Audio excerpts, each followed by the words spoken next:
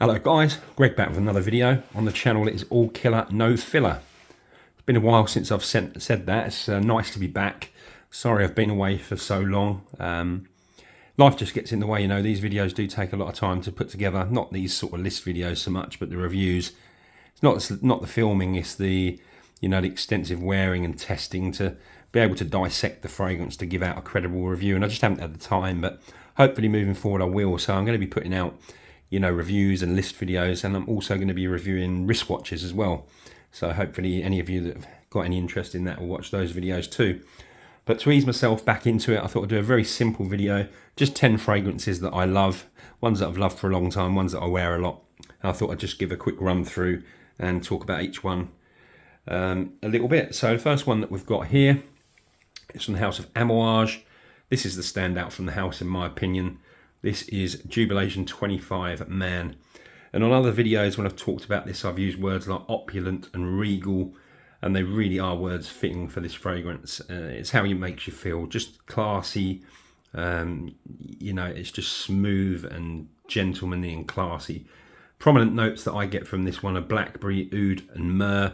There's a contrast of both bitter and sweet myrrh in here, which is great. There's frankincense, honey and woods. But yeah, it's absolutely one of my favourite fragrances of all time, and I do wear it a lot, and I highly recommend you try it. So that's the first one. The second one that I have picked to talk about needs no introduction. From the house of Creed, this is Creed Aventus, and this is actually a 2013 bottle that I haven't even sprayed yet. I've loved this fragrance since it came out. I first smelt this in, I think, 2011, maybe 2012. And back then, it was kind of a breakthrough fragrance, very new, very different. Not many people wore it. You know, everyone seems to wear this fragrance now. It's very well known, but it doesn't detract from the fact that it's a really great fragrance. And anyone that, you know, knows this fragrance will know it's got a combination of fruits and woods and musk.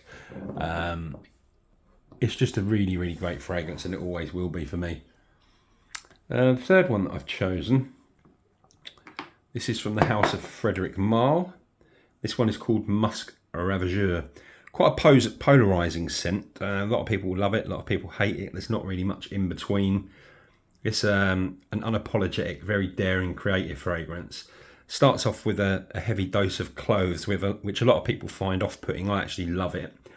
And then it's transitioned to become quite an aromatic fragrance. This doesn't sound particularly nice, but it's almost got like a sweat sort of smell to it, but it's not unpleasant. It's mixed with other really great notes like vanilla and musk, and there's sandalwood in here as well. And altogether, it just combines to be a great blend, and it's absolutely outstanding fragrance in my opinion. Next one I've chosen is from, well, this one doesn't really get spoken about very much. It's from the Hutiem Art collection from the perfumer Pierre Guerlain, and this one's simply called Monsur. And although the note listings aren't really similar, the feel I get from this one is very similar to Jubilation 25. It's another very regal smelling fragrance. You know, I think a well-dressed gentleman would wear. Beautiful red resinous woody concoction. It's got oak, cedar, blends of other woods in here as well. Vetiver, incense, very prominent in here. But yeah, an absolutely superb fragrance, one of my absolute favourites. Next one, this is a bit of a theme, because this one is another one I'd call a real sort of classy gentleman's fragrance from the house of Orman Jane. This is Orman Man. I really love this house. There's not many fragrances that I don't enjoy from this house. It's kind of got its own DNA. This one I think is my favourite. As I said, a real gentleman fragrance centred around two real key notes. Hemlock, which gives off a very different classy woody smell. And then it's got the signature use of pink pepper that Orman Jane do so well. But there's lots more going on in there. That's just a brief sort of idea. I have done a full review on that one. If I don't remember to leave it in the video description, search it out on my channel. It gives you a full rundown of that fragrance and some information about the brand. Another house that used to get a lot of talk about, but I haven't really seen so much these days. This is Profumum Roma. This house produces really high quality perfumes. This is my favourite from the brand. This is called Battito d'ali, which I believe the literal translation in Italian is beat of wings. And this one really is centered around 3 key notes that really you can pick out individually.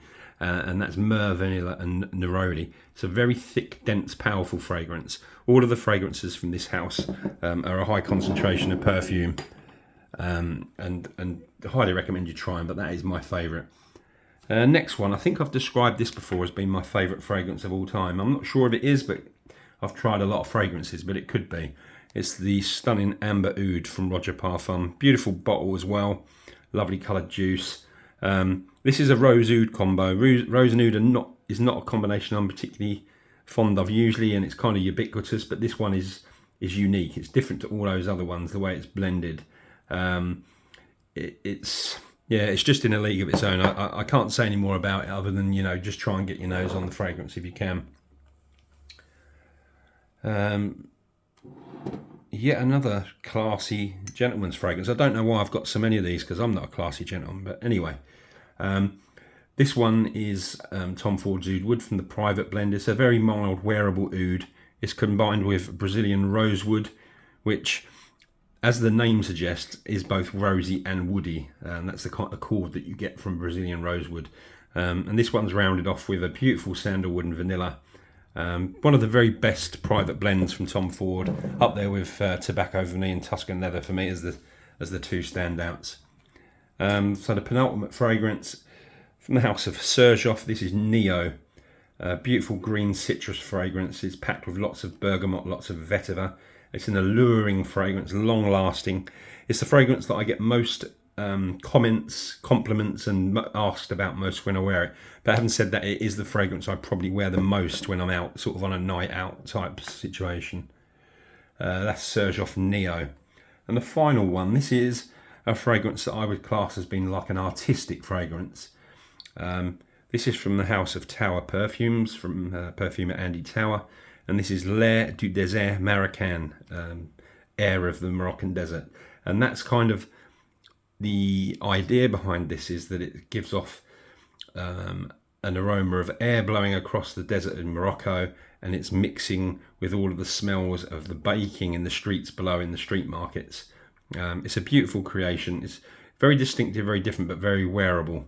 And I've been wearing it for years and I've never tired of it. So there you go, guys. That's the end of the video. Just a quick one today, just to ease me back into doing some reviews.